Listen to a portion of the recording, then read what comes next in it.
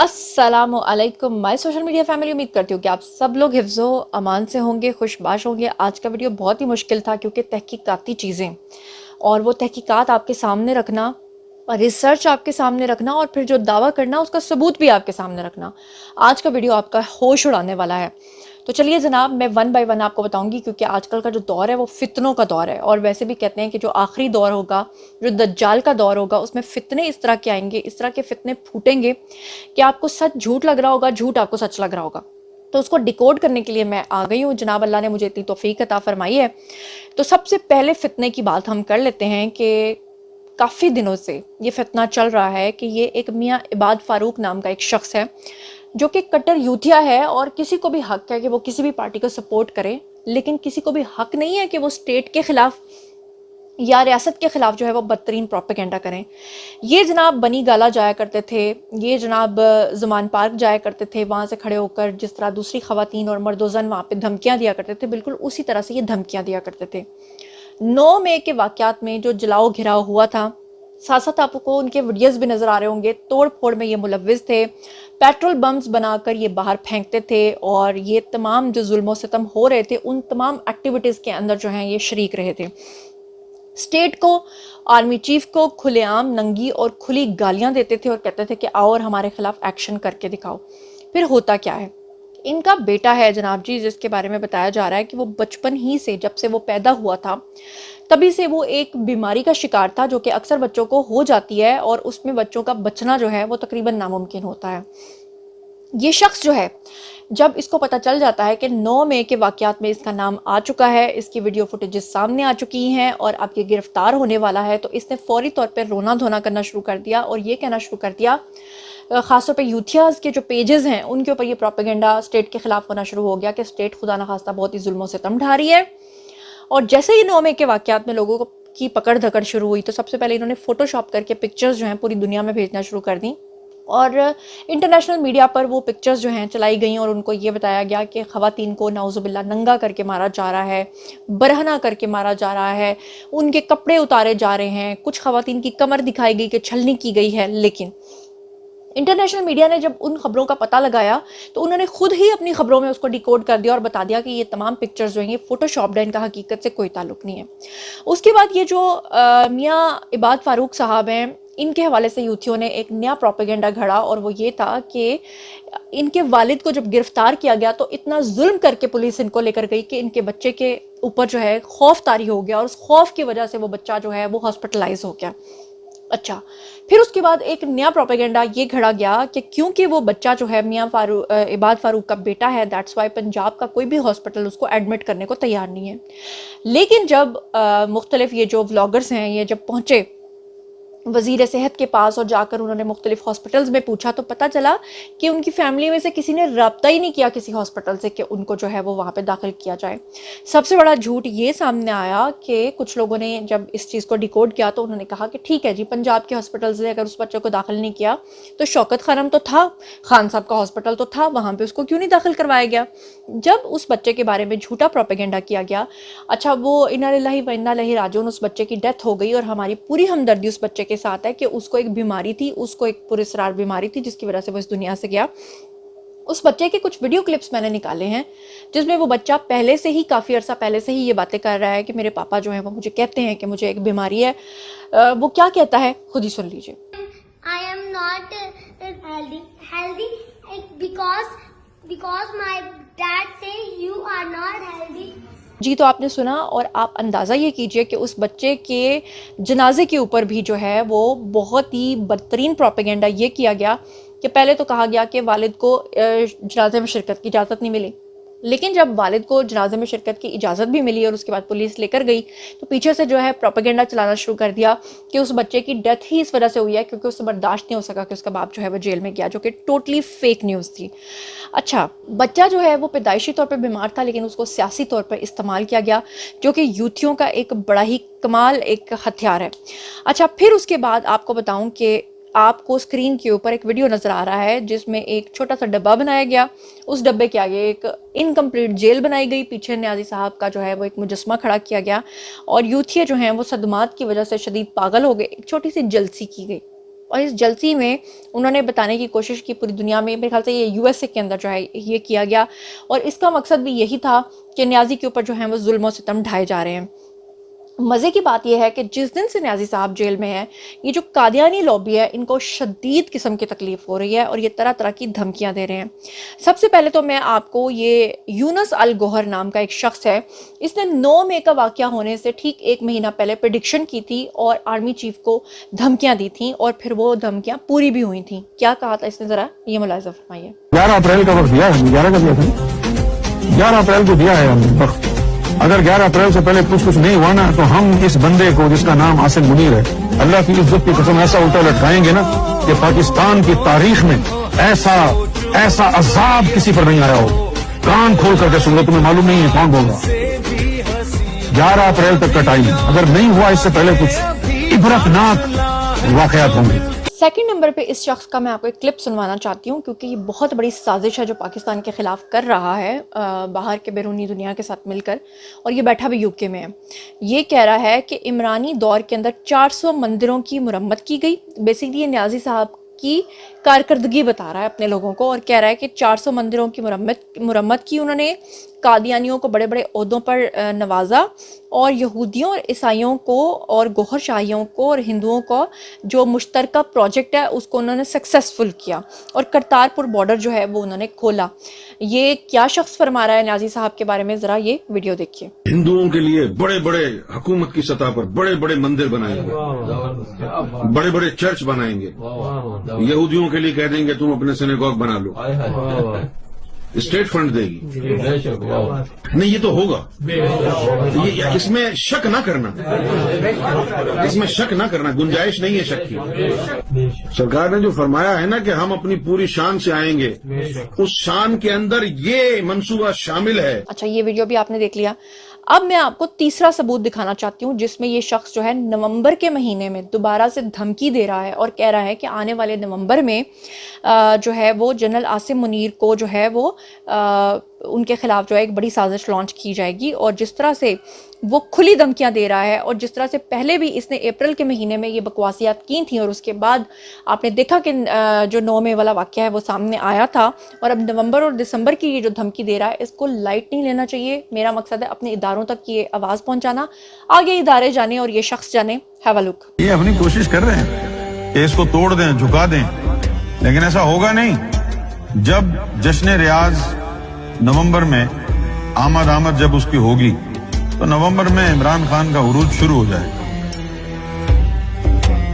یہ جو سپٹمبر ہے اس میں اور ظلم ہوگا اس پر، پھر اکتوبر میں تھوڑا نیچے جائے گا، لیکن جب نومبر آئے گا تو پھر کہانی پلٹ جائے گی۔ لکھ لو، نوٹ کر لو تاریخ، میں نومبر میں پوچھوں گا تم۔ اچھا جی، آپ نے یہ ویڈیو بھی دیکھا۔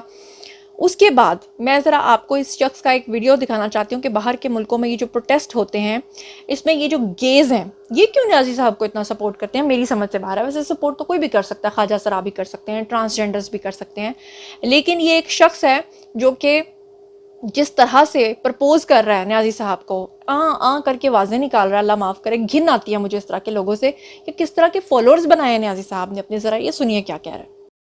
Imran Khan I love you so much. Imran Khan میں آپ سے شادی کرنا چاہتا ہوں۔ عمران خان پلیز مجھ سے اپنی خود شادی کر لیں میرے ساتھ۔ Imran Khan I love you, میں بہت پیار کرتا ہوں، کرکٹ سے لے کے پولیٹیشن تک میں آپ کے پیچھے بھاگتا ہوں۔ Imran Khan I love you so much. Imran Khan I love you. اچھا جی، اس کے بعد یوتھیوں نے آج کل ان کے پاس پروپیگنڈا کرنے کو کچھ ہے نہیں، حافظ صاحب کا ڈنڈا بڑا تیزی سے چل رہا ہے، تو انہوں نے ایک نیا پروپیگنڈا کیا۔ انہوں نے کہا کہ میں نے اس جادوئی گھڑی سے پوچھا، یعنی وہ گھڑی جو توشہ خانہ کی چرائی ہے نیازی صاحب نے، جس کے اندر خانہ کعبہ بنا ہوا ہے، اور انہوں نے کیا کیا جی، خانہ کعبہ کی جگہ بیچ میں ویڈیو کو ایڈٹ کر دیا اور بول رہے ہیں کہ جی میں، وہ سائڈ پہ آپ کو نظر آ رہا ہوگا کہ میں نے اس جادوئی گھڑی سے پوچھا کہ فوج کو کیوں لگتا ہے کہ عمران خان نے گھڑی سستی خریدی۔ مجھے گھڑی نے بتایا کہ فوج خود بھی یہی کر رہی تھی اور ملک کی ساری قیمتی زمینیں مفت میں خرید کے لوگوں کو کھربوں میں اس نے نقصان پہنچایا۔ فوج سب کو ایک جیسا سمجھتی ہے۔ یہ پروپیگنڈا انہوں نے چلانا شروع کر دیا. اس پہ جو ہے وہ ایک اکاؤنٹ ہے, انہوں نے جناب جی ایک خاتون کو اس میں ویڈیو کو بیچ میں ڈالا. یہ وہ خاتون ہے جنہوں نے بتایا تھا کہ کس طرح سے جو ہے وہ دارالامان سے بچیوں کو باہر نکالا جاتا ہے, ان کو بیچا جاتا ہے, ان کے ساتھ غلط کاریاں کی جاتی ہیں, کس طرح سے جو ہے وہ نیازی صاحب کے آستانہ زمان پارک پہ لگنے والے الزامات جو ہیں ان کے بارے میں یہ خاتون بات کر رہی ہیں. اصل بات تو پھر یہ ہے, سنیے یہ خاتون کیا کہہ رہی ہیں نیازی صاحب کے بارے میں. میں افشا لطیف اس وقت زمان پارک میں موجود ہوں, اپنے وقت کے فرعون یزید عمران خان کی رہائش گاہ کے باہر, جہاں پر کاشانہ دارالامان سرکاری یتیم خانے کی بچیوں کو رات کی تاریکی میں وزیر اعلیٰ ہاؤس کا سیکورٹی افسر کاشانہ سے لے کر اس زمان پارک میں آتا تھا. بشرا بی بی نے 24 ستمبر 2018 کو کاشانہ کا دورہ کیا اور محکمہ سوشل ویلفیئر کے دوسرے فلاحی اداروں social welfare complex green town میں بھی گئی. اس کے بعد 14 اکتوبر 2018 کو وزیر اعلیٰ پنجاب عثمان بزدار نے کاشانہ کا رات کے 2 بجے غیر سرکاری غیر پروٹوکول کے دورہ کیا. اس کے بعد کیا ہوا, چند مہینوں کے اندر کاشانہ دارالامان سے 16 سے زائد لڑکیاں غائب کر دی گئیں, جن میں 7 سال کی بچیاں تھیں, 8 سال کی بچیاں, 13 سال کی بچیاں. ان بچیوں کے بارے میں کہا گیا تھا کہ کاشانہ دارالامان سے غائب ہونے والی کم عمر یتیم و لوارث بچیوں کی بلی دے دی گئی تھی, ان کو جان سے مار دیا گیا تھا.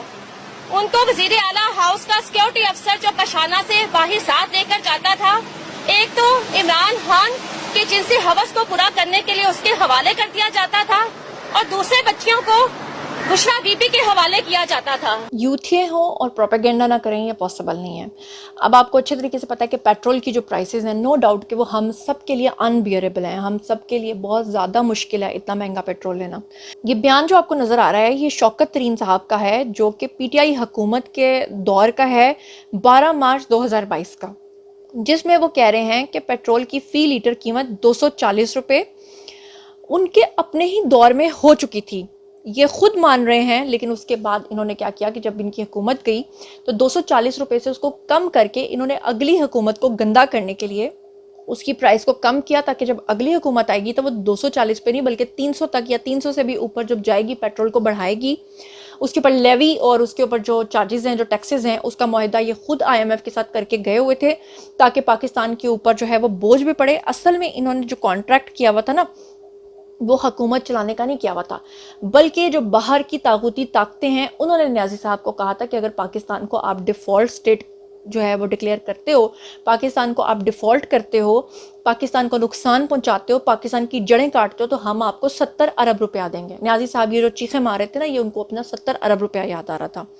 اچھا, اب اس کے بعد جو ہے کچھ ایسے سوالات ہیں جو میں آپ کے سامنے رکھنا چاہتی ہوں, لیکن ایک اور بہت بڑا پروپیگنڈا, یعنی ایک ختم ہوتا ہے دوسرا شروع ہو جاتا ہے, دوسرا ختم ہوتا ہے تیسرا شروع ہو جاتا ہے. اب کی بار یہ جو یوتھیے ہیں انہوں نے کہا کہ ہم تو پروپیگنڈا کر رہے ہیں اور ہر بار ہم جھوٹے ثابت ہو رہے ہیں, تو انہوں نے جناب کیا کہ انہوں نے ایک امریکی ویب سائٹ ہے, انہوں نے اس کا حوالہ دے کے نیا پروپیگنڈا کیا. اس ویب سائٹ کا نام ہے جی انٹرسیپٹ. انہوں نے کہا کہ جو ویب سائٹ ہے اس کا ایک دعویٰ ہے کہ امریکہ نے پاکستان کو اسلحے کی خفیہ فروخت پر آئی ایم ایف کے ساتھ معاہدے کے لیے مدد کی, اور اس میں کہا کہ اس کی تصدیق جو ہے پاکستانی اور امریکی حکومت کے سرکاری دستاویزات سے بھی ہوتی ہے. یعنی اس ویب سائٹ کے اندر انہوں نے یہ دعویٰ کیا. اس رپورٹ کے اندر یہ بھی کہا گیا کہ اسلحے کی فروخت یوکرین کی فوج کے لیے کی گئی تھی, یعنی کہ پاکستان جو ہے اس نے امریکہ کے ساتھ مل کر یوکرین کی مدد کی ہے, ان کو اسلحہ فروخت کیا ہے, اور یہ اقدام جو ہے امریکی دباؤ کی وجہ سے کیا گیا تھا, جس کی وجہ سے پاکستان کو جو ہے وہ پیسہ ملا ہے. یعنی کہ آئی ایم ایف نے مدد کی ہے امریکہ کے کہنے پہ پاکستان کی. اب جب پتہ چلا کہ یہ امریکی رپورٹ واقعی آئی ہے یا انٹرسیپٹ کو چلا کون رہا ہے, تو پتہ چلا کہ اس کے پیچھے بیٹھ کر جو ویب سائٹ چلانے والے لوگ ہیں وہ خود یوتھیے تھے. اور مزے کی بات یہ ہے کہ ترجمان دفتر خارجہ ممتاز زہرا بلوچ جو ہیں, انہوں نے بھی امریکی ویب سائٹ کی جو خبر ہے اس کو مسترد کر دیا ہے, اور انہوں نے کہا ہے, دعویٰ کیا ہے کہ پاکستان نے عالمی مالیاتی ادارہ یعنی کہ آئی ایم ایف سے معاہدے کے لیے یوکرین کو اسلحہ کوئی اس طرح کی خبر جو ہے وہ ایسی نہیں ہے، نہ ہی ہم نے اس طرح کی کوئی چیز فروخت کی ہے. لیکن بات یہ ہے کہ یوتھیے جو ہیں ماشاءاللہ وہ اتنے ٹرینڈ ہیں، اتنے اسکلفل ہیں کہ وہ کمال قسم کا پروپیگنڈا جو ہے وہ کرتے ہیں. اچھا، اب میں آپ کے سامنے اسکرین کے اوپر آپ کو ایک اسکرین شاٹ دکھا رہی ہوں جس کے اوپر لکھا ہے جمائما's father was Jew، یعنی کہ جمائمہ کے جو والد ہیں وہ یہودی ہیں. آپ کو یاد ہوگا کہ کچھ دن پہلے نیازی صاحب کا ایک انٹرویو بھی آیا تھا جس میں ایک اینکر پرسن نے پوچھا کہ جمائمہ جو ہے وہ یہودی تھیں اور آپ نے ایک یہودی سے شادی کی، تو انہوں نے کہا نہیں جی یہ جھوٹی بات ہے، میری بیوی کوئی یہودی نہیں ہے، اس کا باپ کوئی یہودی نہیں ہے، اور میری بیوی جو ہے وہ تو کرسچن ہے. کیونکہ وہ یہ بتانا چاہ رہے تھے، وہ جھوٹ بول رہے تھے. تو آپ اسے گوگل پہ جائیے، سرچ کیجئے. یہ جو اسکرین شاٹ اس وقت اسکرین کے اوپر آپ دیکھ سکتے ہیں، آپ گوگل کے اوپر بھی دیکھ سکتے ہیں، جہاں پہ صاف طور پہ لکھا ہوا ہے کہ جو جمائمہ کے والد ہیں وہ 1933 کے اندر پیدا ہوئے تھے اور جوئش فیملی میں پیدا ہوئے تھے اور پیرس میں پیدا ہوئے تھے. تو یہ آپ کے سامنے آ جائے گا، پورا چچٹھا ان کا سامنے آ جائے گا، ان کا پورا شجرہ نسب سامنے آ جائے گا. اچھا، پھر اس کے بعد آپ دیکھیں کہ آپ کو اسکرین کے اوپر نظر آ رہا ہوگا کہ Zac Goldsmith confess that he is a Jewish، یعنی کہ جو نیازی صاحب کا سالہ ہے زیک گولڈ اسمتھ، یہ کون شخص ہے؟ یہ وہ شخص ہے جس کے لیے کیمپین چلائی تھی نیازی صاحب نے. یہ وہ شخص ہے جس کے بارے میں نیازی صاحب کہتے ہیں کہ میرے کہنے پر یہ سیاست میں آیا تھا، اور یہ وہ شخص ہے جو پاکستان کو ختم کرنا چاہتا ہے. میرے منہ میں خاک. یہ وہ شخص ہے جو یہودیوں کے لیے کام کرنا چاہتا ہے اور مسلمانوں کے شدید خلاف ہے.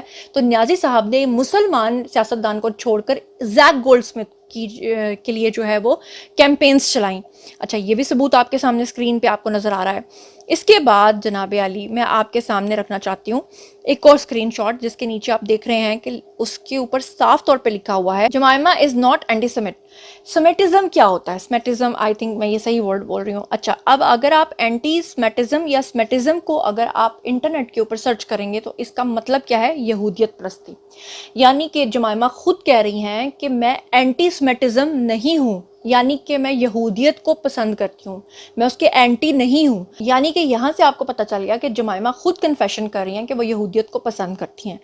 تو اب میں آپ کو جو ہے نا نیازی صاحب کا ایک ہینڈ سائن دکھا رہی ہوں. یہ ہینڈ سائن کون لوگ بناتے ہیں؟ جو لوگ نعوذ باللہ اللہ کے اوپر یقین نہیں رکھتے، وہ ڈیول ہارنز کو مانتے ہیں. یعنی کہ یہ جو ہارنز ہیں، یہ جو دو سینگ ہیں، یہ ایک بکرے کی شکل ہوتی ہے، یہ ہے ڈیول کی شکل.